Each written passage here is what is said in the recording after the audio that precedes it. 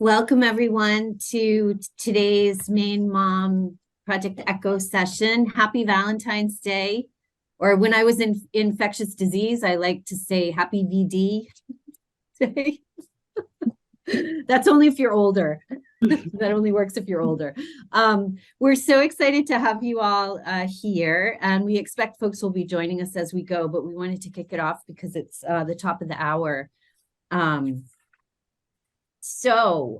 We have a really nice session for you today. We're really excited about it, about today's session. And I think, Mariah, we had just some overview slides. Oh, there she goes. She's on it. Great. Great. So as usual, Echo being our participatory methodology, we really would love it if you're able to put your cameras on when you're engaging with us and let us know how we can help you. Chat us if you're having any technical problems, and we really would love it if you can jump in the questions and recommendation point in the case discussion. So today we are have this didactic, which we're really excited to bring to you with Laura Madigan McCown. And Laura, I'm going to let you at the right before you go, just give a little bit of background, a little brief bio on your experience. And Laura's going to speak to us today about exploring clinician self-disclosure. And then Nicole Jackson from Maine Health is going to do the case presentation for us. I think there's just a couple more slides here we can quickly go through. Many thanks to our Echo faculty. And then for today's session, we also are adding Laura as guest faculty for the session. So she'll be here throughout. But we're so happy to thank all of you who are serving as Echo faculty for us, and keep going right through these if that's okay. This is just what I was talking about at the beginning.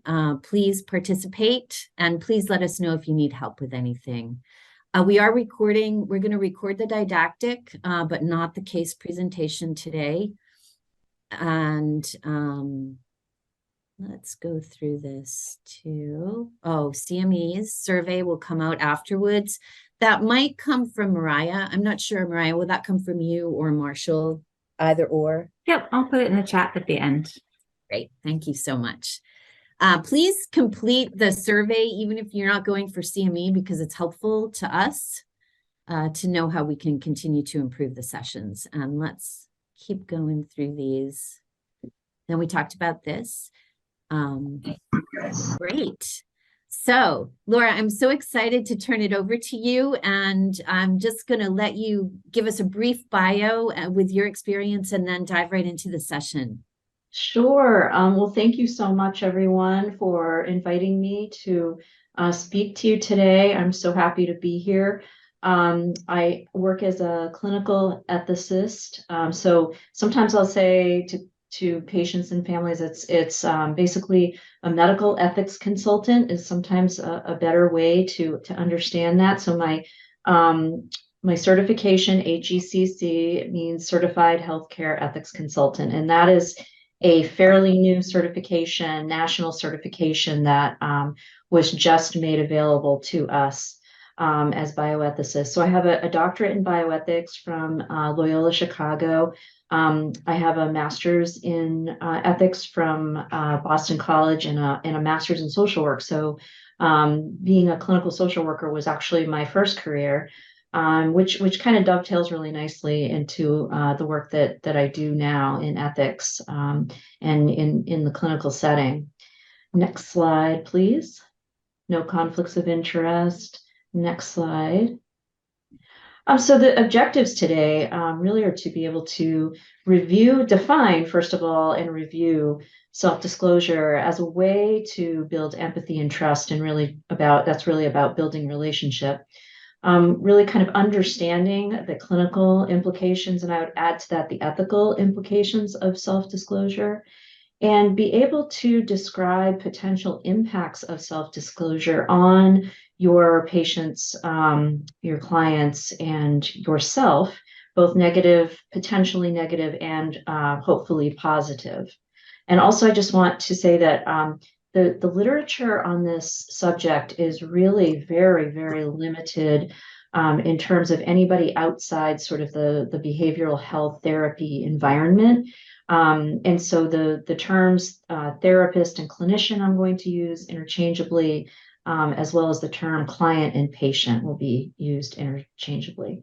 Also, I've asked if Miranda could monitor the chat. If anybody has a question at any time, I'm happy to be interrupted. Next slide, please. So when we're thinking about self-disclosure, we're about to define it and kind of dig into it a little bit more. I think it's important to think about it in the context of boundaries, right? Boundaries sort of help us to remember to balance both our professional role with who we are as human beings. And a big part of that sort of is about maintaining our sort of our ethical behavior within and while establishing the therapeutic relationship with our clients and patients. Next slide. So a professional boundary, I really like this. It's really difficult.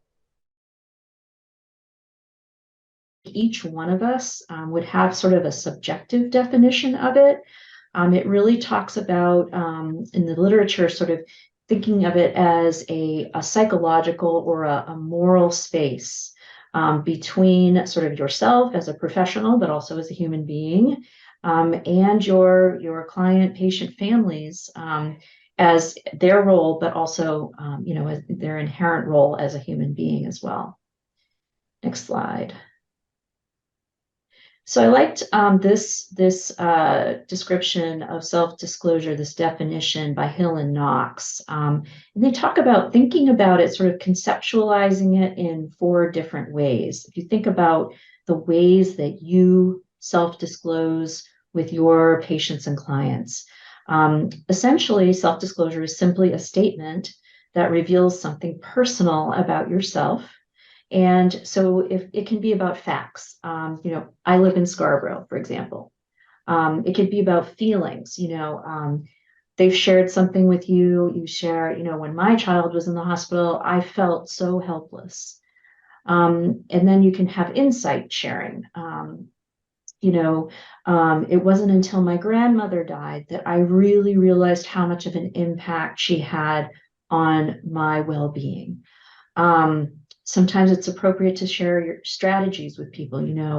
When I feel like I am so angry and I'm at that boiling point, I try to count to 10 in my head before I speak. So these are sort of the 4 main categories of self-disclosure. Next slide.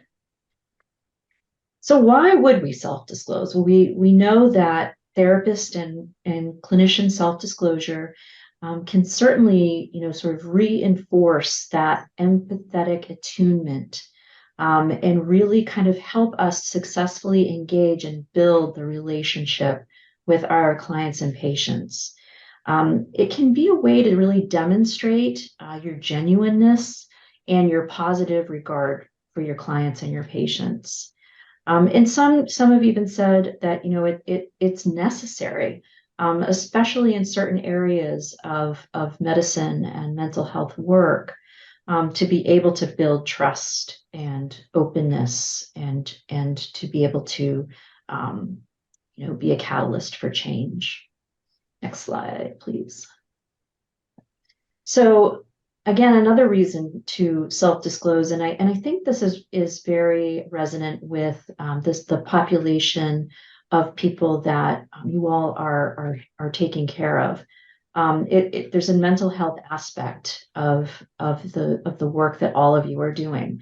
And it also, sort of occurs within a great deal of bias, as we were talking about before the session.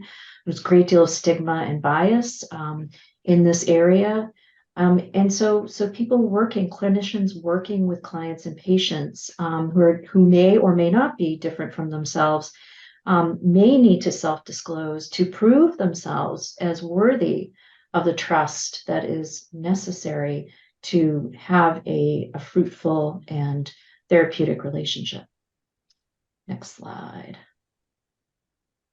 So some of the empirical evidence out there, some clients felt like when they received more reciprocal self-disclosures, so the client or the patient would say something, and then the therapist would respond with a reciprocal type of response that was very relevant to whatever the client had just said. This particular study showed that these clients and patients really liked their therapist more, had better outcomes in treatment, and actually felt like their own self-disclosures could be more open, and authentic. Next slide, please. So what are the benefits of self-disclosure? So forming an early connection with the therapist or the clinician.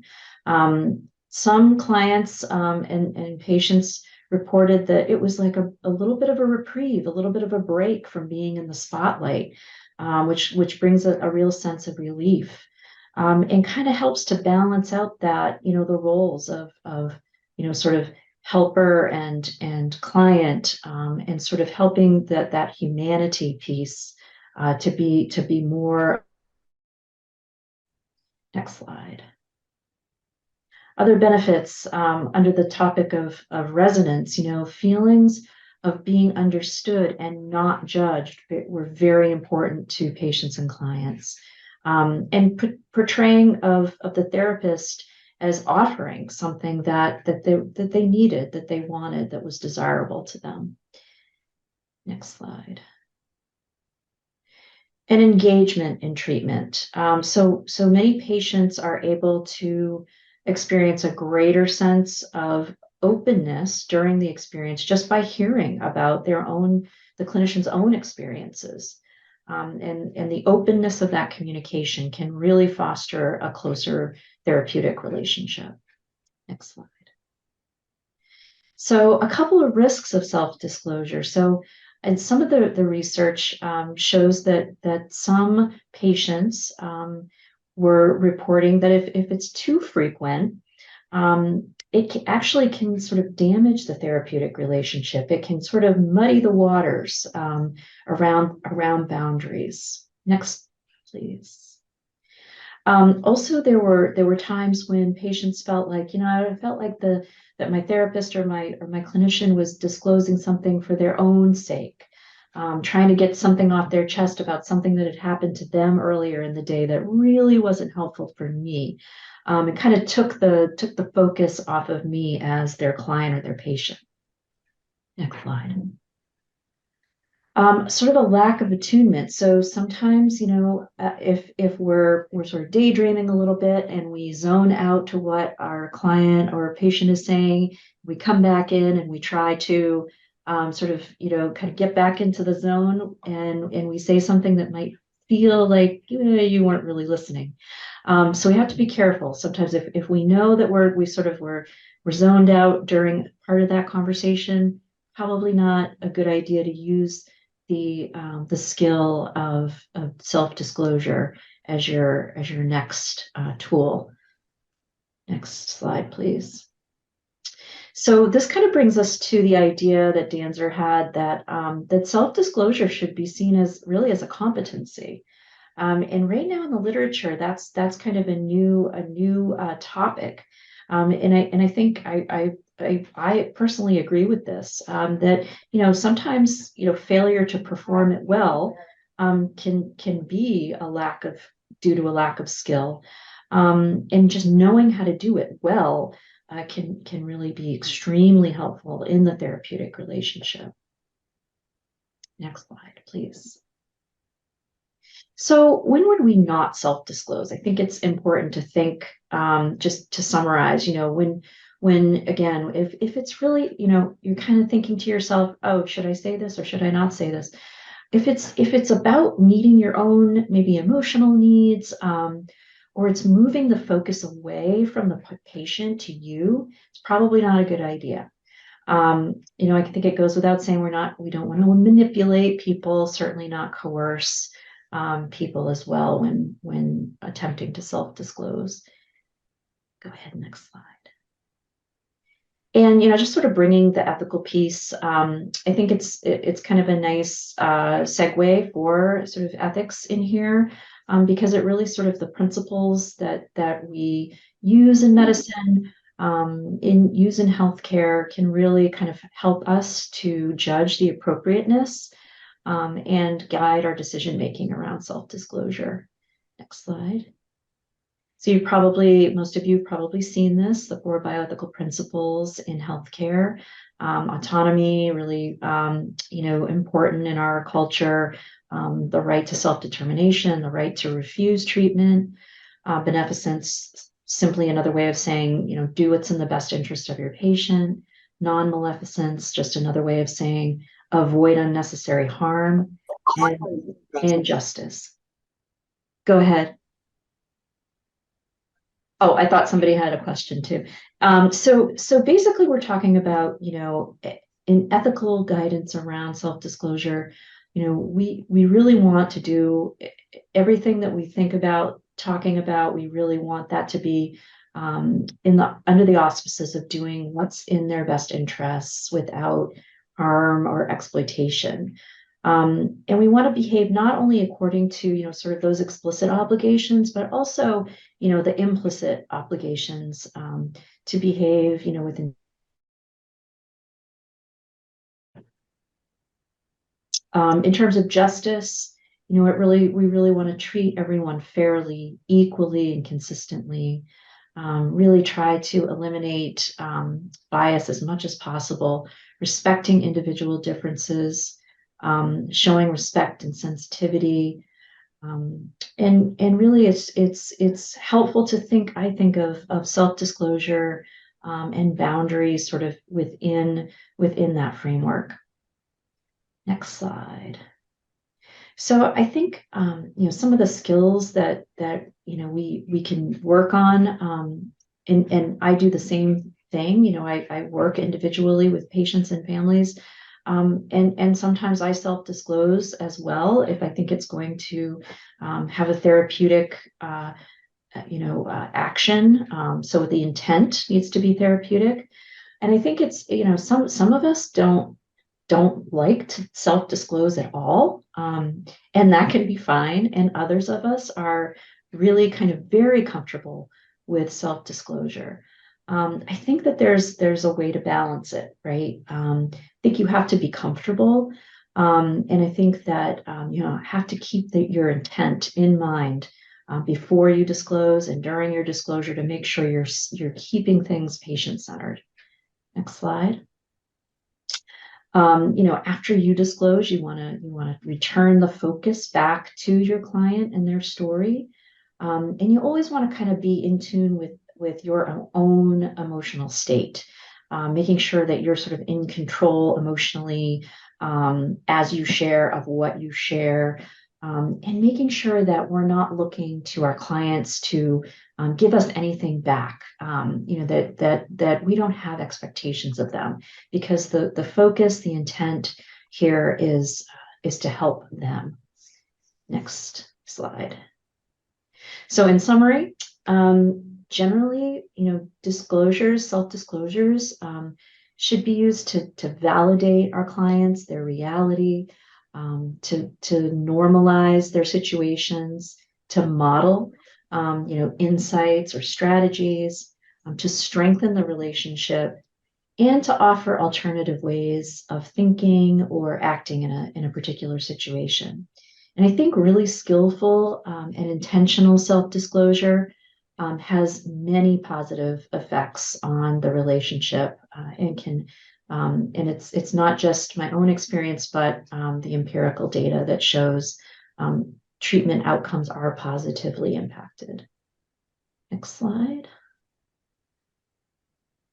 And just want to, if you go to the next slide, that's how you can get in touch with me. And the next slide are my references. So thank you very much, and happy to take questions or comments.